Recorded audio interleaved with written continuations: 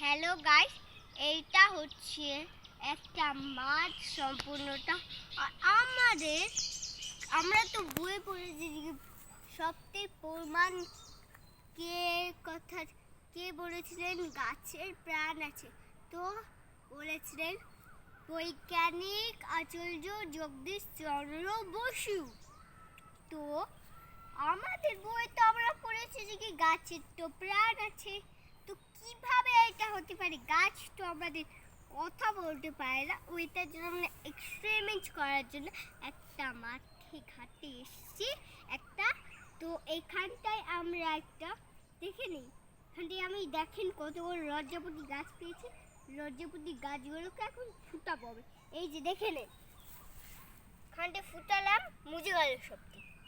আবার এখান থেকে ফুটালাম, আবার সবটি মুজে গেল। মানে আলাদা এই লজ্জাপতি গাছগুলো। এই যে সব মুড়ে যাচ্ছে, দেখতে পাচ্ছেন? এগুলো মুড়বে, দেখে এগুলো কিন্তু অনেক অনেক ঝাল জঙ্গলে কিন্তু শুধু আমাদের দেখেন পিছিয়ে একদম বাস, দেখেন পিছিয়ে বাস বাগান, ওখানে টুপি এখানটায় আসতে পারে। এই যে দেখেন ওখানটায় দেখেন, এই যে এগুলোতে সব আইডিয়াতে একদম, এই যে দেখেন এগুলোতেও একদম লজ্জাপতি গাছ। এই যে দেখেন, এই যে দেখেন, এই যে দেখেন এখানটায় ভর্তি একদম লজ্জাপতি গাছ। এখানে এগুলো সব মুড়ে যায় একদম, হাত দিতেই মুড়ে যায়।